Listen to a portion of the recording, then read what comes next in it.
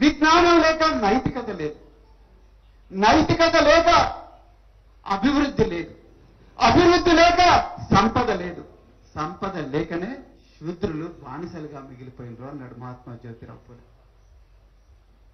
ఒక్కసారి మీరు ఆలోచించండి.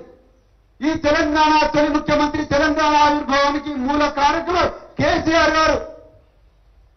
ఒక్కసారి మీరు గురుకులాలు పెట్టకపోయింటుంటే కేవలం ఉమ్మడి ఆంధ్రప్రదేశ్ లో బీసీ వర్గాలకు కేవలం 20 గురుకులాలు ఉండేవి, కేవలం 20 గురుకులాలు.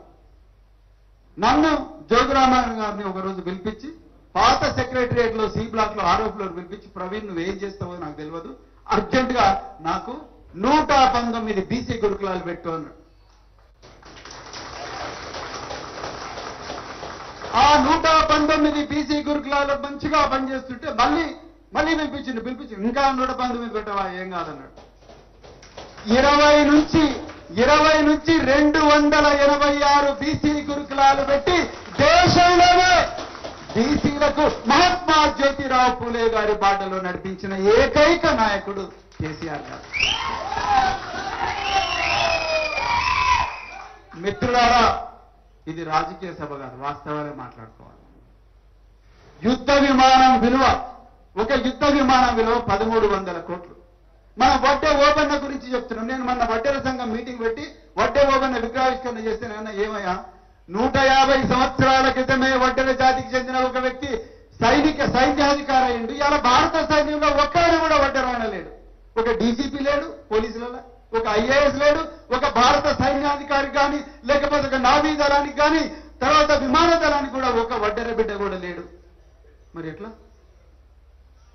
కానీ ఈరోజు కేసీఆర్ గారి దార్శనికత వల్ల రుక్మాపూర్లో సైనిక్ స్కూల్ వచ్చింది. రుక్మాపూర్లో సైనిక్ స్కూల్ వచ్చింది. ఈ బీజేపీ మేము బీసీ ప్రధానమంత్రి అంటున్న నరేంద్ర మోడీ కూడా చేయలేని పని కేసీఆర్ గారు మనకు రుక్మాపూర్ సైనిక్ స్కూల్ మీరు ఇవ్వకపోతే ఇవ్వలేదు బాయ్, మేం చేసుకుంటాం మా దగ్గరని 3 సైనిక్ స్కూల్స్ పెట్టిండు.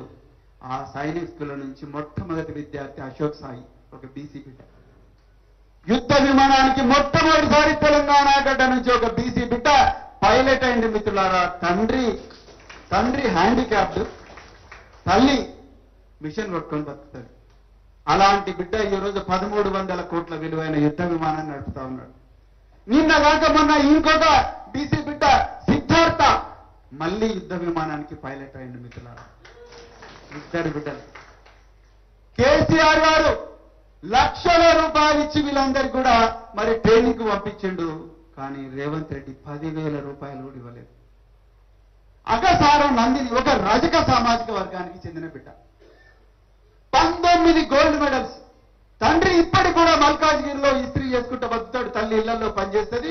అగసారా నందిని ఆసియా క్రీడల్లో రజత పథకం తెచ్చుకున్నది, రజత పథకం తెచ్చుకున్నది, బ్రాంజ్ మెడల్ తెచ్చుకున్నది, 19 గోల్డ్ మెడల్స్ ఉన్నాయి.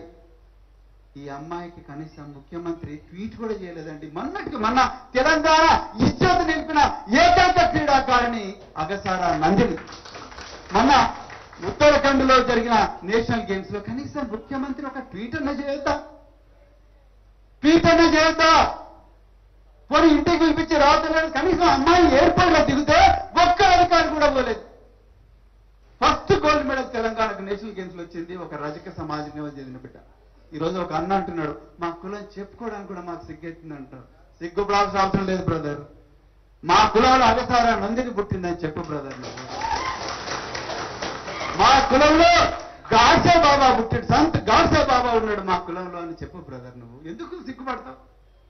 సో మిత్రులారా, నేను ఏమంటున్నంటే ఇక్కడ వివక్ష ఉన్నది. ఈ వ్యవస్థీకృతమైన వివక్ష మీద వ్యతిరేకంగా పోరాడుతున్నది కవితక్కగా. వారు ఇవాళ 3 తీర్మానాలు చేసిండ్రు. తీర్మానాలు చేసిన తర్వాత తీర్మానాలు అసెంబ్లీలో పెట్టాల్సిందే, అసెంబ్లీలో చేయాల్సిందే, ఈ సభ అంతా కూడా ఆమోదిస్తుందని అనుకుంటున్నాను నేను. తప్పకుండా అదే విధంగా కవితక్క గారు ఇంకో చక్కటి తీర్మానం చేసిండ్రు. ఈ కులగణన ఏదైతే ఉన్నదో ఈ కులగణన అంతా కూడా మరి గ్రామీణ ప్రాంతాల్లో ఓపెన్ గా డిస్ప్లే చేయాలని చెప్పింది.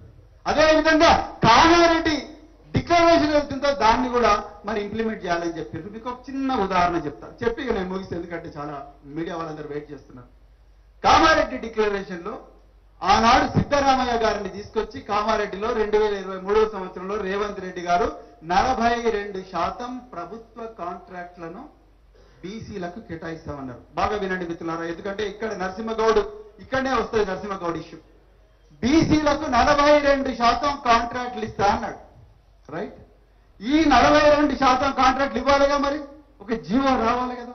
కనీసం కేసీఆర్ గారు బీసీలకు రకరకాల ప్రోగ్రామ్స్ ఇచ్చిండు, ముదిరాజులకు ఇవి ఇచ్చిండు, చేపలు ఇచ్చిండు, అదేవిధంగా గొల్ల సోదరులకు కుర్మ సోదరులకు గొర్రెలు ఇచ్చిండు, ఇంకా రకరకాల స్కీమ్స్. చెప్పాలంటే టైం సరిపోదు నాకు ఇప్పుడు.